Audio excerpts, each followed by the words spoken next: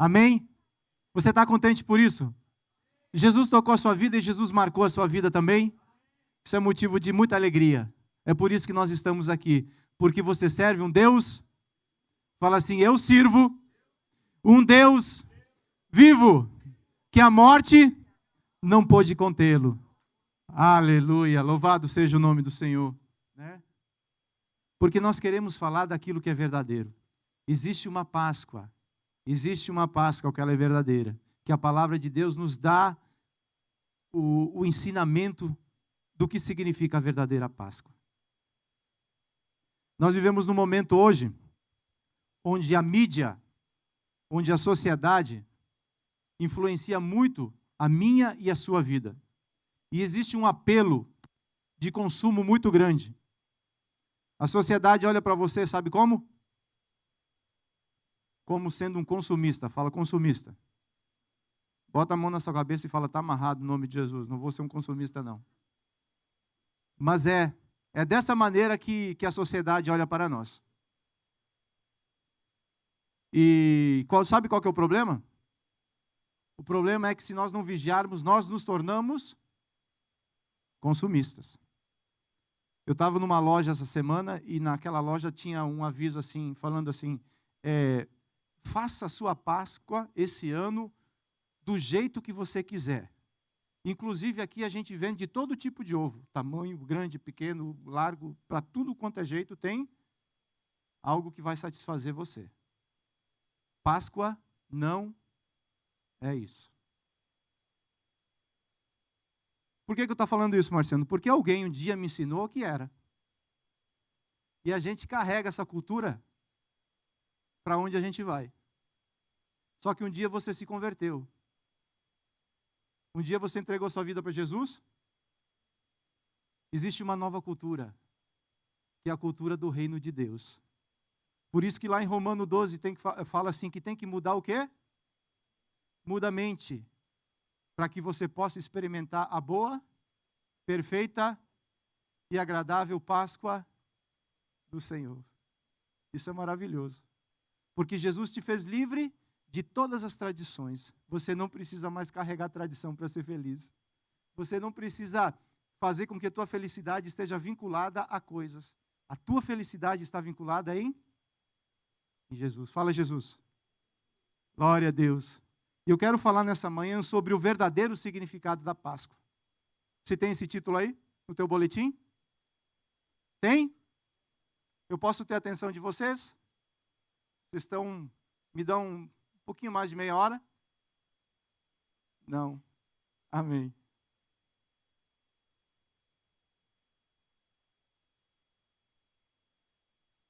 Jesus, todo o ensino que ele trazia, Jesus veio para salvar o homem e colocar e trazer correção de rota no ensinamento que tinha sido perdido ao longo da caminhada. Fala assim, Jesus veio salvar o homem e restaurar o ensino que tinha sido deturbado.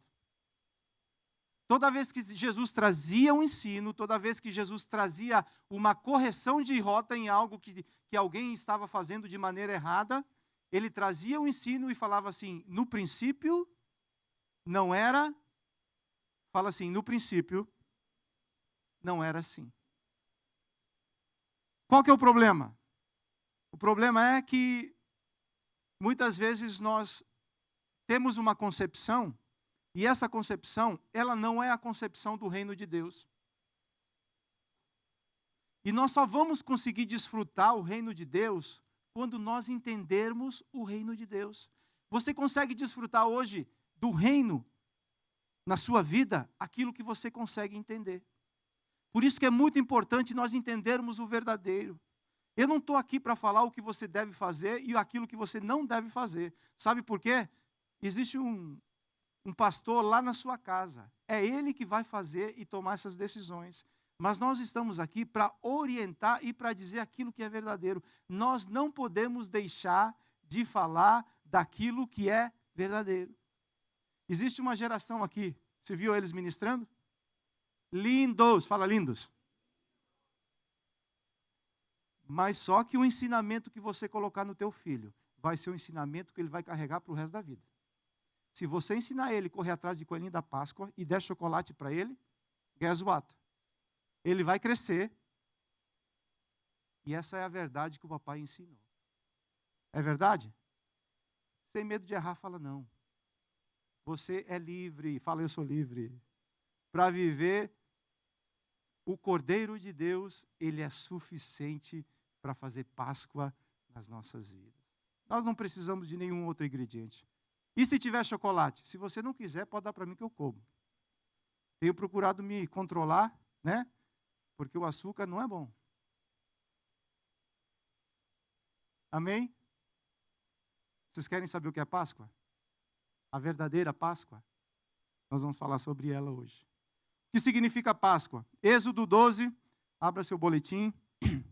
A partir do verso 3 fala assim: falai a toda a congregação de Israel, dizendo: aos 10 deste mês, tome cada um para si um cordeiro, e todo o ajuntamento da congregação de Israel o sacrificará à tarde. Assim, pois, o comereis, os vossos lombos cingidos, os vossos sapatos nos pés, o vosso cajado na mão, e o comereis apressadamente. Esta é a Páscoa do Senhor.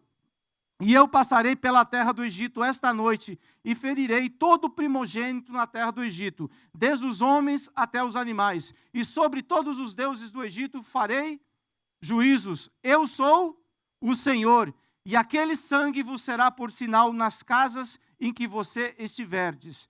Vendo eu o sangue, passarei por cima de vós. Pass over. Não haverá entre vós praga de mortandade, quando eu ferir a terra do Egito. Vamos ler junto o 14.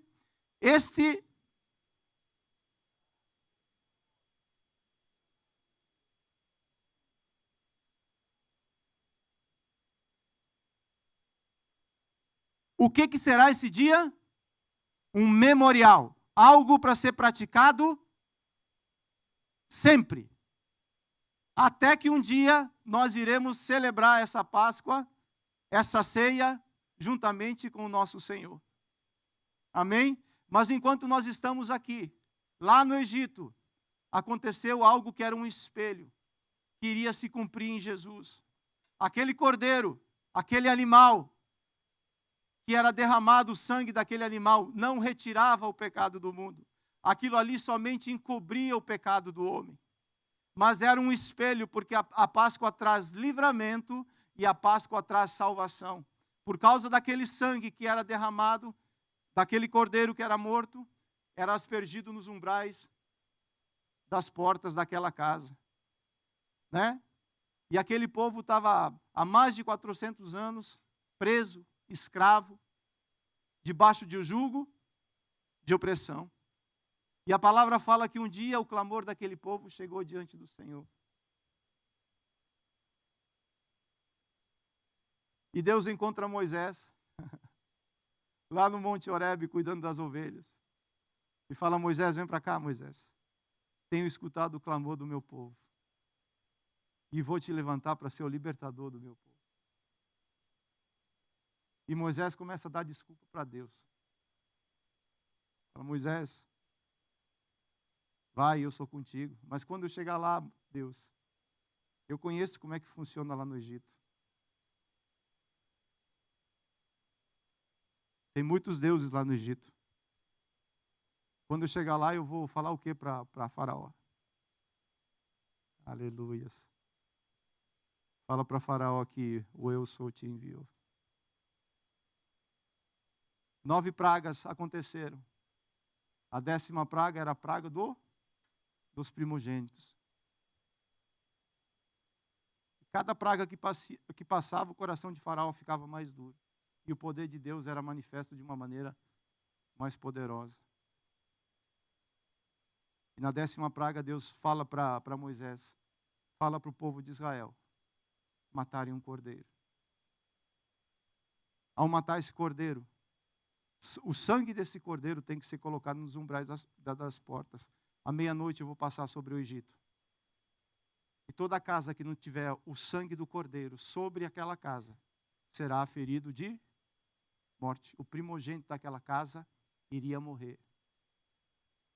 E assim Moisés fez. O significado da Páscoa para os judeus não era mais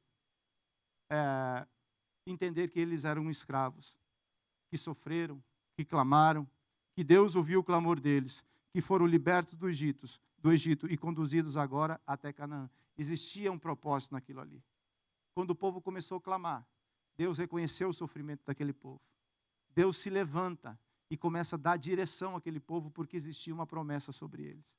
Toda vez que você clamar, toda vez que você colocar diante do Senhor a tua necessidade, Deus vem ao teu encontro com libertação. Mas Ele não só te liberta, Ele traz direção sobre a tua vida. Ele te mostra o caminho pelo qual você deve andar.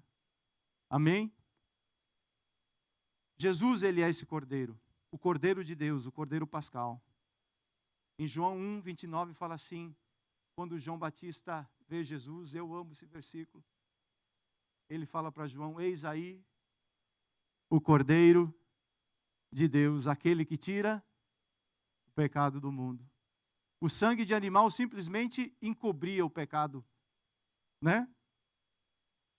Mas o sangue de Cristo, Ele retirou o pecado de toda a humanidade. E todos aqueles que reconhecem o poder que existe no sangue de Cristo, já não há mais nenhuma condenação para aqueles que estão em Cristo. João 1,12 fala assim, Ele veio para os seus, mas os seus não o receberam. Mas também todos aqueles que o receberem, todos aqueles que o aceitarem, esses recebem poder para se tornarem filhos de Deus. Jesus é o Cordeiro de Deus que trouxe salvação para as nossas vidas. Já não há mais nenhuma condenação para aqueles que estão em Cristo Jesus.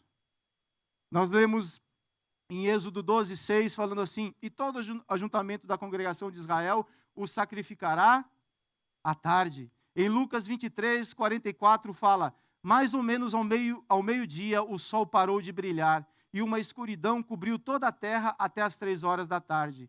E a cortina do templo se rasgou pelo meio. Aí Jesus gritou bem alto, Pai, nas tuas mãos entrego o meu espírito. Depois de dizer isso, ele morreu.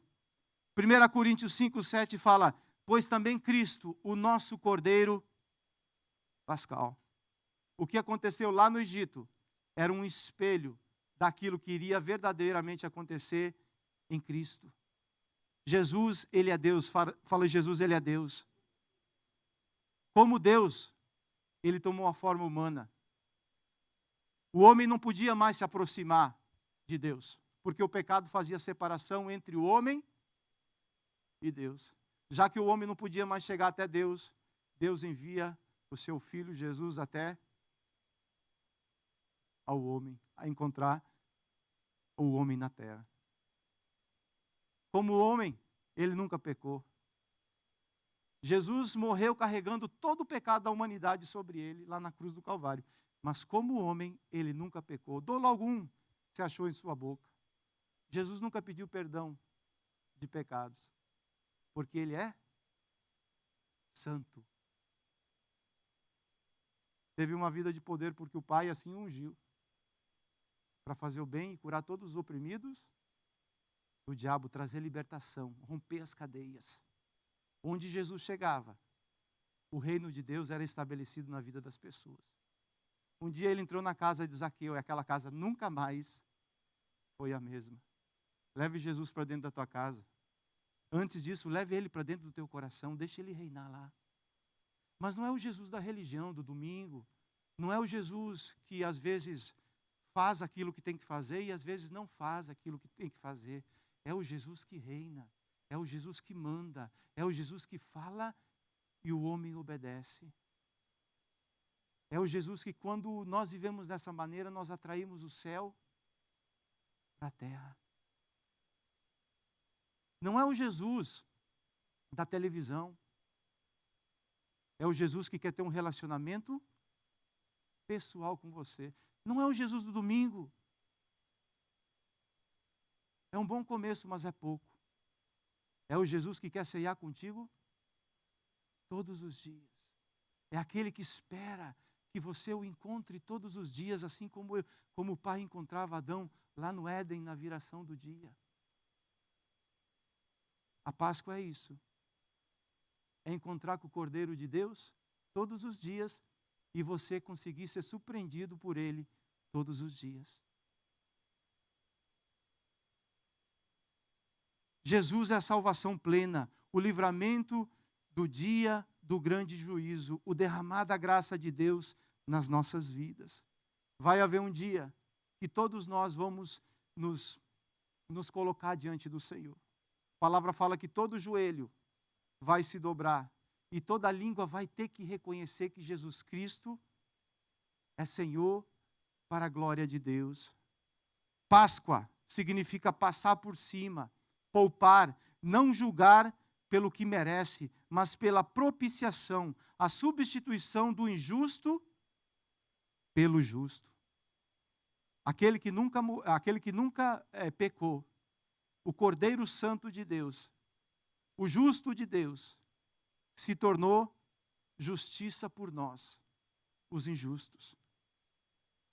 A verdadeira Páscoa, em Êxodo 12:3, fala assim: digam a toda a comunidade de Israel que no 10º dia deste mês, todo homem deverá separar um cordeiro ou um cabrito para a sua família ou para cada casa. O animal escolhido será macho de 1 ano, sem defeito, e pode ser cordeiro ou cabrito. Passem então um pouco do sangue nas laterais e nas vigas superiores das portas das casas nas quais vocês comerão o animal. Naquela mesma noite comerão a carne assada no fogo, como ervas amargas e pão sem fermento. Não comam a carne crua, nem cozida em água, mas assada no fogo, cabeça, pernas e vísceras.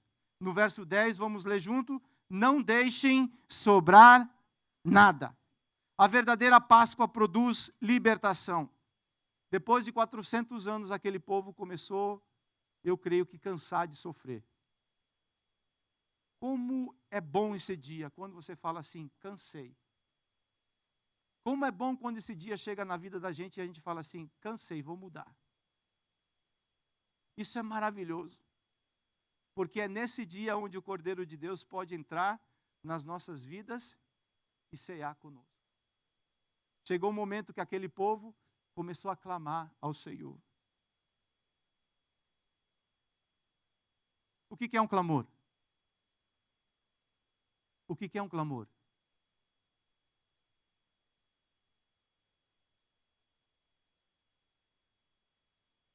Por 400 anos no Egito eles faziam o quê?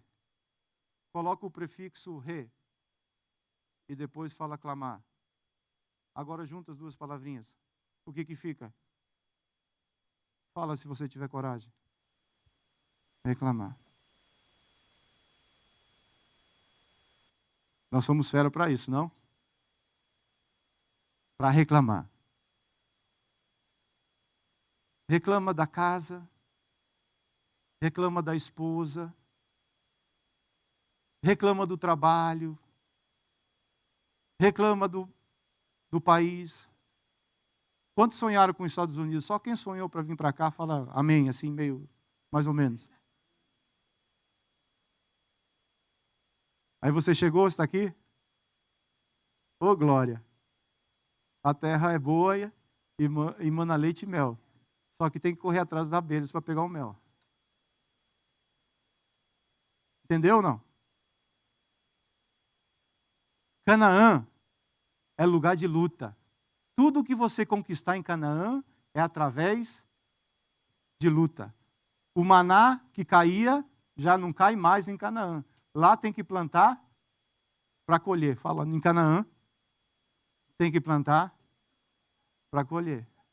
Não adianta clamar pelo maná, o maná já ficou lá para trás. Aí tem que lutar. Tem que lutar. Você vai vencer. Quero profetizar na tua vida que você vai vencer. Você vai alcançar. Mas tem que lutar. Tem que plantar quando às vezes ninguém vê. Tem que perseverar quando as pessoas querem desistir. Tem que seguir em frente. Anima o teu irmão. Fala assim, irmão, quero te animar. Tem que seguir em frente. E o clamor, ele abre essa janela de Deus nas nossas vidas. Há 2 anos atrás nós falamos sobre a grande obra. E Neemias é levantado para ser um restaurador daquele lugar. Mas Neemias começou fazendo a restauração de Jerusalém. Como que ele começou fazendo a restauração de Jerusalém? Neemias capítulo 1. Quando chegar em casa, leia ele hoje. Ele começa fazendo o quê? Clamando a Deus. E todo o princípio de clamor, ele começa com o reconhecimento da minha falha. O responsável sou... Quem que é o responsável? Não adianta botar a culpa na esposa. Não adianta botar a culpa no pastor. Não adianta, não vai funcionar. Não adianta, não adianta. A responsabilidade é sua. Você quer Páscoa ou você não quer? Começa reconhecendo que a falha está em mim. E Neemias fala: Deus, eu quero te pedir perdão, porque o teu povo, eu errei. Começamos, na realidade, a afronta diante de ti, Deus. Ela é grande faz muito tempo. E aonde começa o processo de restauração. Nós precisamos entender isso. Deus quer restaurar as nossas vidas. Porém, nós precisamos voltar para os princípios da palavra. Páscoa é reconhecer que o Cordeiro morreu, mas ressuscitou. Ele não é teu amigo, ele é o teu... Deve ser o teu Senhor. Sabe o que significa Senhor? Fala, Kyrios. Senhor absoluto. Ele manda pela palavra e nós nos submetemos ao quê? Aí existe abundância.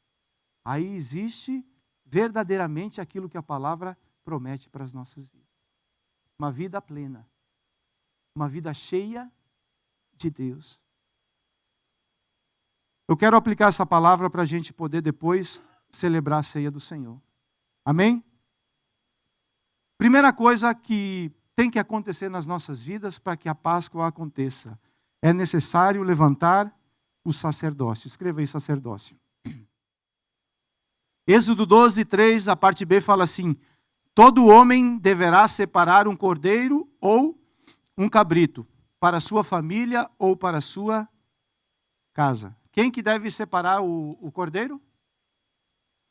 Só os homens falar amém. Tenha convicção, você é um homem, fala amém. Glória a Deus. Quem que tem que separar o cordeiro? Fala eu, homem. Sabe qual que é o problema? O problema é que às vezes a gente não se posiciona como sacerdócio, como homem que é representante de Deus naquele lugar.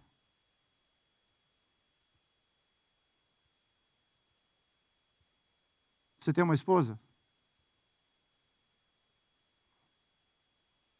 O problema é que elas são rápidas. Quando você demora para preparar o cordeiro,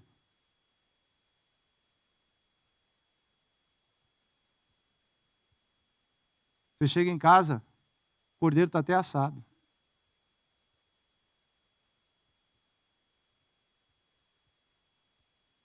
Aí ela fala assim: esse aí está morto dentro das calças.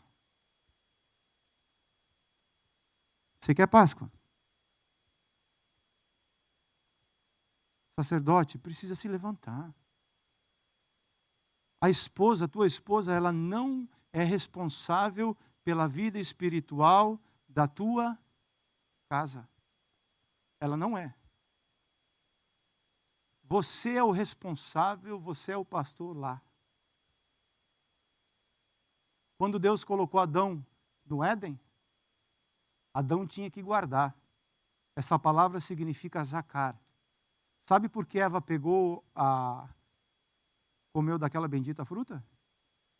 Porque aquele que tinha que guardar não estava... Sabe por que muita coisa entra na nossa casa? Porque o zacar, o sacerdote, aquele que era para estar de joelho guardando aquele lugar, Não está. Aí a esposa tem que tomar o papel que não é dela. Não assuma a responsabilidade da tua casa, esposa. Ore para Deus levantar o teu marido para ele se posicionar dentro de casa. Você está falando para mim, pastor, aqui não é para mim ser a mulher que Deus chamou para mim ser? Seja. Apresentando ele diante do Senhor. Animando ele. Pare de falar mal do teu marido. O homem é um bicho esquisito. Sabe como você ama teu marido, esposa? Vamos aprender?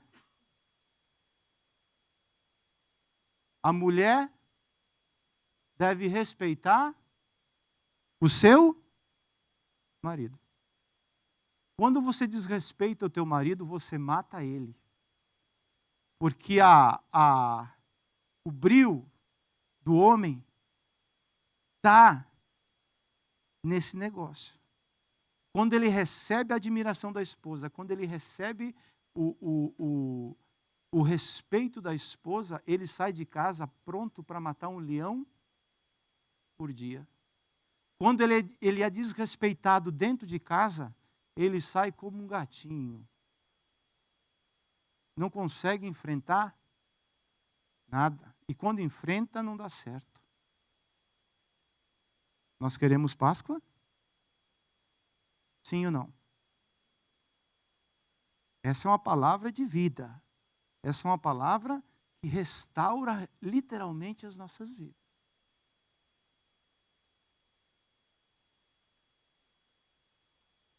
E, Isaías 38, 1 fala assim: naqueles dias, Ezequias adoeceu de uma enfermidade mortal. Veio ter com ele o profeta Isaías, filho de Amós, e lhe disse: assim diz quem? O que está escrito aí? Vamos mais uma vez? Quem era Ezequias? Fala, o rei Ezequias. Você acha que o palácio estava bagunçado? Você acha que era isso que Deus estava falando com Ezequias? Claro que não. É necessário tirar de nós, sabe o quê? A síndrome de Adão. Tem que morrer. Esse homem tem que morrer. Esse que reclama. Esse que não faz nada. Esse que é um crítico. Esse cara tem que morrer. Porque Adão viu Eva pegando a fruta. Ele faz o quê? A gente vai chegar lá, já. Ele vê as crianças vendo na televisão coisa ruim. Ele faz o quê?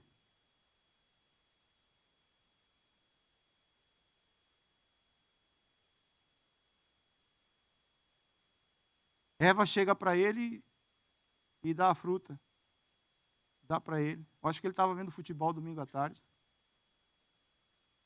Desapercebido, ele nem para gritar: Eva, pelo amor de Deus! Tira esse negócio daqui! Onde é que você estava, mulher? Você já falou isso? Não. Estava com o teu cartão lá no shopping. Vigia, Zacá.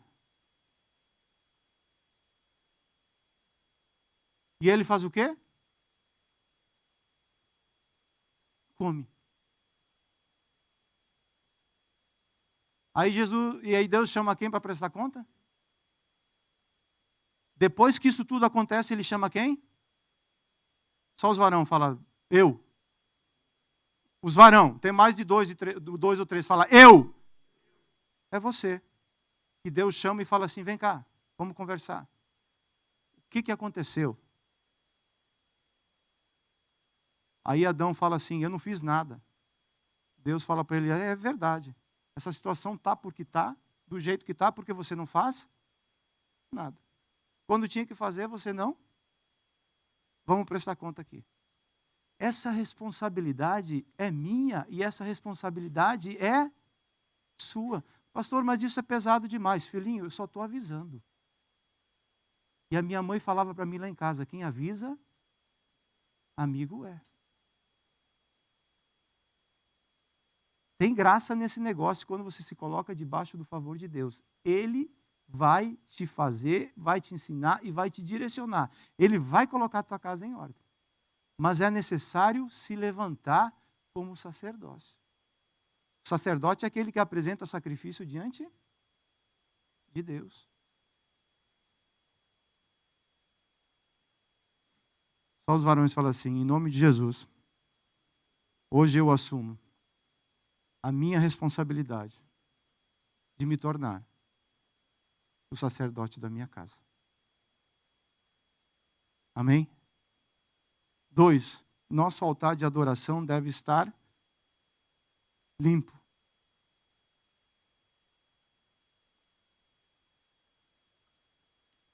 O animal escolhido será macho de quê?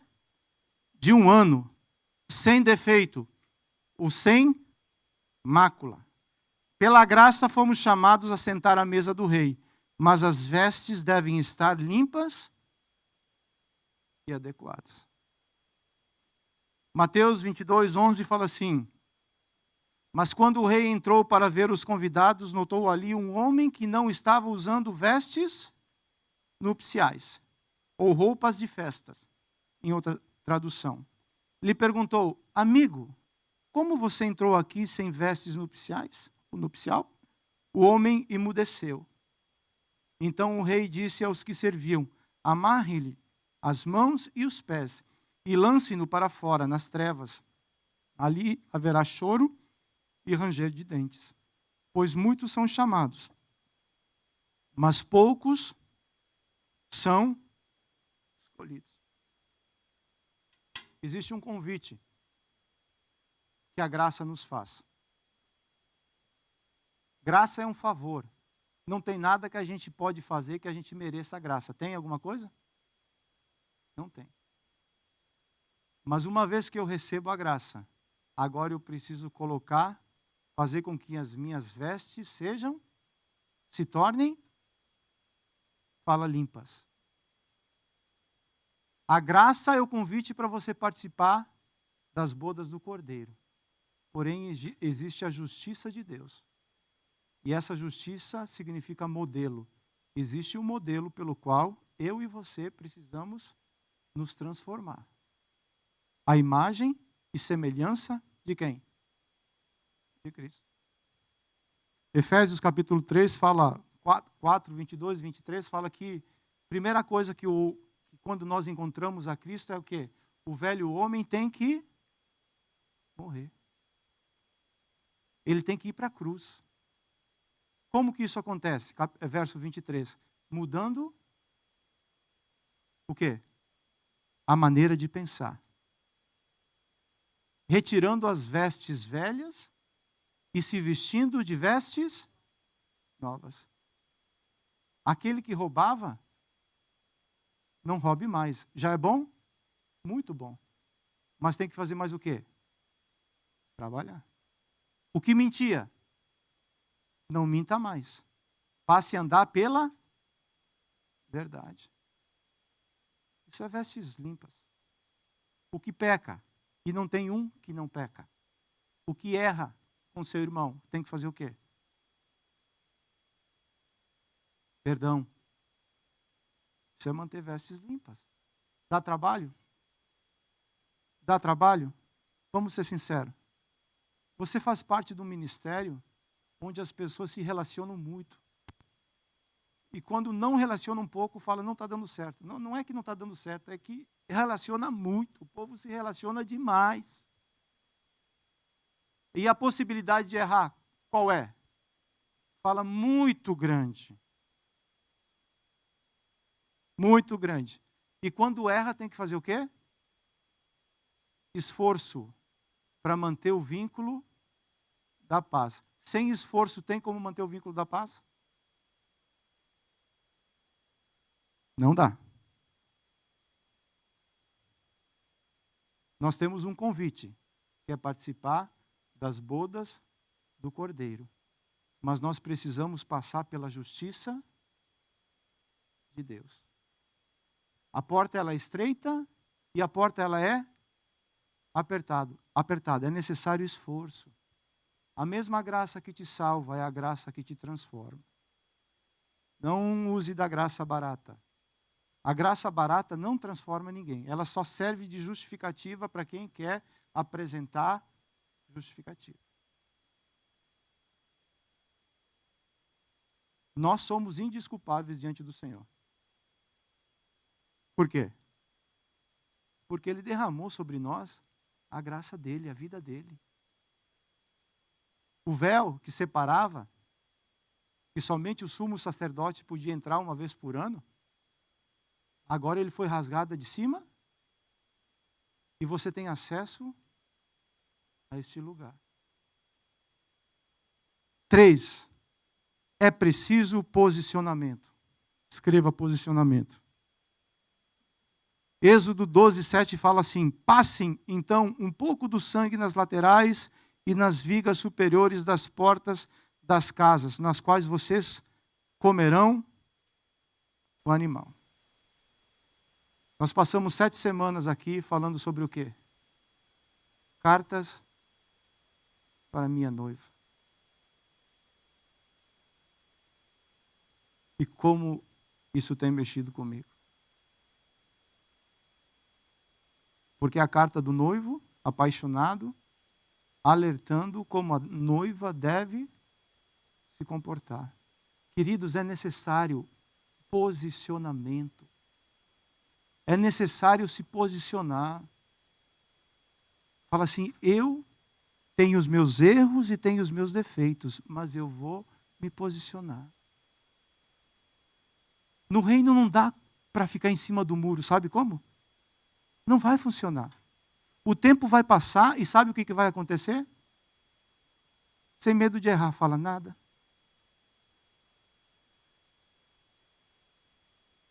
Tem que ser frio ou tem que ser quente. Tem que ser o que traz refrigério ou tem que ser aquele que traz cura. Não dá para ficar mais ou menos. O tempo passa muito rápido. Estava conversando com um irmão ontem, ele falou, meu Deus, olha o Caleb. Eu falei, olho para ele todo dia e me assusto. Quanto mais ele muda, mais eu mudo também. Quando ele nasceu, eu tinha cabelo, tal, todo aquele negócio. Agora ele cresce, eu uso óculos, não tenho cabelo, tal. O tempo passa rápido. Estava vendo a Luma ministrando. O olho do pastor Márcio chega a brilhar, sabe? Uma nova etapa, faculdade, coisas novas. Coisas novas que o pastor Márcio ainda não experimentou. O tempo passa, peguei a Luma no colo várias vezes, inclusive o Gabriel. Hoje é ele que tem que me pegar no colo, né? O tempo passa, não perca mais tempo. Viva plenamente aquilo que Deus tem como promessa na sua vida. Você tem direito à vida plena. Você tem direito a um lar restaurado. Você tem direito a uma casa restaurada. Você tem direito à presença de Deus que tudo restaura. Se posicione e fala assim, a partir de hoje, aquilo que estava mais ou menos na minha vida vai mudar.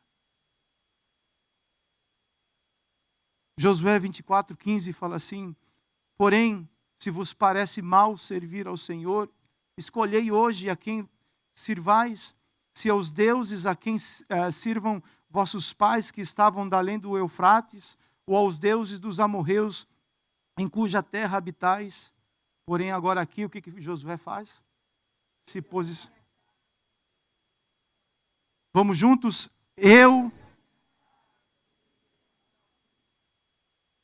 É isso que tem que acontecer. Você quer ser abençoado por Deus? Só quem quer ser abençoado por Deus fala amém.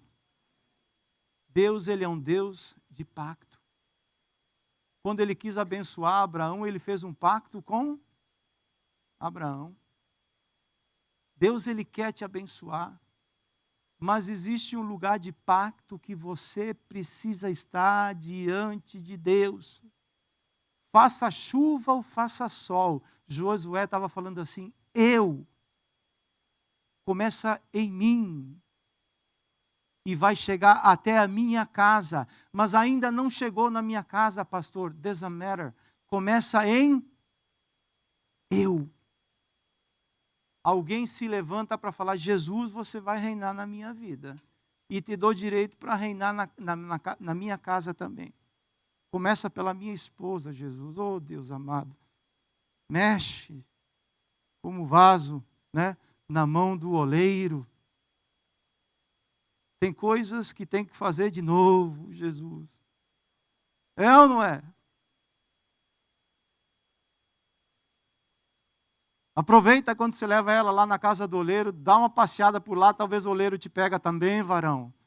Fala: chega aqui, vaso, ungido, quero derramar óleo fresco na tua vida. Funciona, a espada é de 2 gumes. Quando ela entra, ela corta tanto de um lado quanto do outro. É bom. Ou não é? Só quem gosta fala amém. 4, e a gente está encerrando. O pastor Márcio vai estar ministrando a ceia. O cordeiro deve ser comido como? Inteiro. Não deixem sobrar. O evangelho que restaura é aquele evangelho que é todo, é inteiro. Não é aquele que eu pego e aplico na vida da minha esposa. Não. É aquele que eu aplico todo primeiro em... Quando eu aplico esse evangelho todinho primeiro em mim, não sobra tempo para ser crítico, não sobra tempo para aplicar em mais ninguém. Porque falta tempo para aplicar em mim mesmo. Porque o cisco que está no meu olho é grande demais. Eu acho que é uma trave na realidade. Eu tenho que tirar primeiro a trave que está onde? No meu olho. Aí quando eu tiro a trave, eu consigo ver que o evangelho tem que ser aplicado inteiro em mim. O cordeiro, ele é bom inteiro. Não dá para ser self-service, sabe? A igreja não é um restaurante onde você vem comer aquilo que você gosta. A Bíblia que está lá na tua casa é a Bíblia que nós também temos que comer ela inteira. Não dá para separar nada. Quando se faz o prato das crianças, né? Eles vão fazendo o quê? Criança é que tira a coisa do prato para comer. Aquilo que o pai coloca no prato é bom. É nutriente. Vai te fazer crescer. É bom para você. Não dá para escolher aquilo que você vai comer. O evangelho, ele é bom quando transforma as nossas vidas por inteiro. Só que transformação, crescer, dói. É necessário esforço, é necessário perseverança. Salmo 119, 4 fala assim: Tu ordenastes os teus mandamentos para que o cumpramos o quê? À risca. Todos eles. Lá naquela igreja, o apóstolo Paulo, na igreja de Coríntios, o apóstolo Paulo detecta algo muito interessante. Que os irmãos estavam falando assim: eu sou de Apolo, eu sou de Cefas, que é Pedro, e outro é de Paulo. Paulo tem que entrar para corrigir a rota que os irmãos estavam indo. Ele fala assim: está Cristo dividido? Está Cristo dividido? Não. Paulo chegava e apresentava algo. Todos eles eram pregadores itinerantes. Eles não eram pastores de igreja.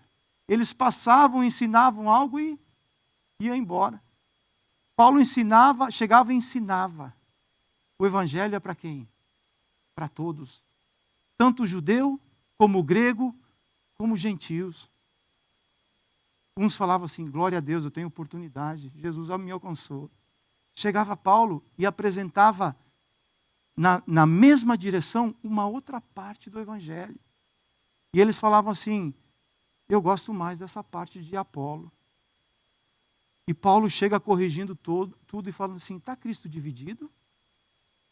O bom do evangelho é comer o cordeiro inteiro. Porque senão nós nos tornamos seletivos. O que é uma pessoa seletiva? É a pessoa que começa a separar aquilo que gosta e aquilo que não gosta. Tu ordenastes os teus mandamentos para que nós o cumpramos? Arrisca. A obediência à palavra não é uma opção. Só que nós, por sermos seletivos, nós escolhemos aquilo que nós queremos obedecer. Aí não tem transformação. Não tem mudança. E as vestes antigas que nós tiramos, quando nós desobedecemos, nós voltamos a usar as vestes que nós deixamos lá atrás. As atitudes velhas, que supostamente nós já deixamos, elas voltam de novo. Por quê? Porque o que transforma, o que faz nova todas as coisas é a prática da palavra. Amém? Isso é Páscoa. Onde o Cordeiro que morreu, ressuscitou, foi exaltado, está à direita do Pai, ele está olhando para a igreja e deseja ser o Senhor da igreja. Inclusive, o meu Senhor e o teu Senhor. Amém? Eu gostaria de chamar o pastor Márcio, ele vai estar dando continuidade com a ministração da ceia. Amém, queridos? Hoje é dia de festa. Hoje é dia de nós lembrarmos dessa morte que nos trouxe vida. Hoje é dia de comunhão. É de lembrarmos do tamanho livramento que nos trouxe vida. Por isso, 2000 anos depois, nós estamos aqui sentados, podendo exaltar o nome do Senhor. Nós vamos nos alegrar na presença dEle. A palavra, todas as vezes, quando ela vem na nossa direção, ela nos confronta. Ela nos faz voltar para o propósito para o qual ela foi criada. Então, às vezes, ela vem e nos ajusta, porque nós somos sacerdotes. O Senhor nos salvou, nos curou, nos livrou e nos fez uma nação de sacerdotes, uma raça eleita, um povo com um propósito específico, escolhido para anunciar as grandezas daquele que nos tirou das trevas para a sua maravilhosa luz. Por isso nós estamos aqui. Então a palavra vem e nos confronta para que a gente venha ser verdadeiramente esse sacerdote do Senhor. Amém? Nós vamos celebrar a ceia. O que é a ceia? Da mesma forma que a Páscoa é para o judeu, o Passover, um grande livramento, a ceia é para as nossas vidas. Porque se não tivesse havido a morte, a ressurreição de Cristo, nós não estaríamos aqui, nós não estaríamos reconectados com o Pai. Então todas as vezes que nós celebramos a ceia do Senhor, é para que a gente venha lembrar que Ele morreu por nós e um dia Ele vai voltar para resgatar a sua igreja. Amém? Uma coisa interessante, eu vou ler aqui em 1 Coríntios, quando Paulo está ministrando aos Coríntios, e ele está relatando o que aconteceu na última ceia, quando Jesus chamou os seus discípulos. Chamou os seus discípulos e falou assim: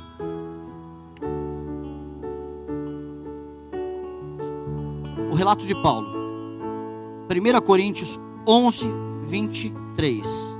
Quem tem a Bíblia? Pois recebi do Senhor o que também lhes entreguei, que o Senhor Jesus, na noite em que foi traído, tomou o pão, tendo dado graças, partiu e disse: isso é o meu corpo, que é dado em favor de vocês, façam isso em memória de mim. Da mesma forma, depois da ceia, ele tomou o cálice e disse: este cálice é o cálice da nova aliança, do meu sangue. Façam isso sempre que beberem, em memória de mim. Porque sempre que comerem deste pão e beberem deste cálice, vocês anunciam a morte do Senhor até que Ele venha. No versículo 27, uma advertência: portanto, todo aquele que comer o pão e beber o cálice do Senhor indignamente, será culpado de pecar contra o corpo e o sangue do Senhor. Versículo 28, examine-se cada um a si mesmo, então coma do pão e beba do cálice. Uma coisa que foi interessante, que os discípulos tiveram essa última ceia com o Senhor, e logo que Jesus morreu, o que eles fizeram? Eles voltaram a pescar. Eles esqueceram de tudo aquilo que havia acontecido. A esperança deles foi completamente embora. Hoje nós estamos aqui, nós já fomos resgatados, o sangue dele já foi suficiente para as nossas vidas. Só que muitas vezes estamos em lugares que a gente fala: está morto esse lugar. Aonde está Jesus?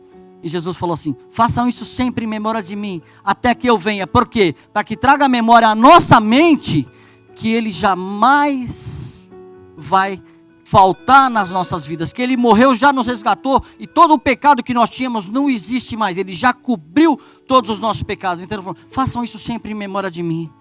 Tenham comunhão sempre uns com os outros e comigo, e vocês vão lembrar que eu vou voltar para resgatar a vida de vocês. Daí vocês não vão ser igual foram aqueles discípulos no caminho de Emaús, porque eles estavam caminhando, eles haviam esquecido das promessas do Senhor. Toda a esperança deles foi completamente embora. Nós não somos como quem não tem esperança. Nós temos esperança porque o nosso Redentor vive e Ele vai vir nos buscar. Então hoje nós vamos ter comunhão uns com os outros e com o Senhor. Nós vamos lembrar que essa comunhão que a gente tem com Deus faz com que qualquer diferença que eu tenha com meu irmão caia por terra em nome de Jesus. Porque não tem como eu ter comunhão com o Espírito Santo de Deus e com o meu Deus e ter dificuldade de perdoar o meu irmão. Daí está aqui a advertência. Por que Jesus deixou isso estabelecido? Para que a igreja que é o corpo de Cristo, jamais deixasse de ter comunhão uns com os outros e com o Espírito Santo de Deus. O que a gente vai ter hoje aqui é comunhão.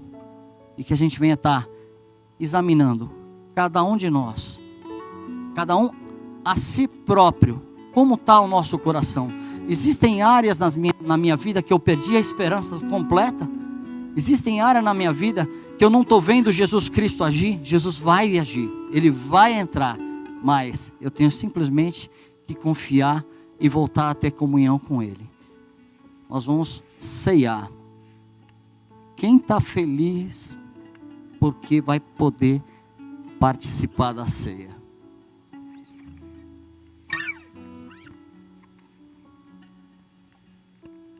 Esse corpo, esse pão, esse vinho nos trouxe vida. Hoje é dia de festa. Nós temos luta sim, mas vamos chamar Jesus para entrar em todas as nossas lutas. Vamos ter comunhão com Ele e Ele vai mudar, se não a luta, a nossa forma de ver a situação que a gente está passando. Mas o bom ânimo, Ele vai vir sobre as nossas vidas. Amém?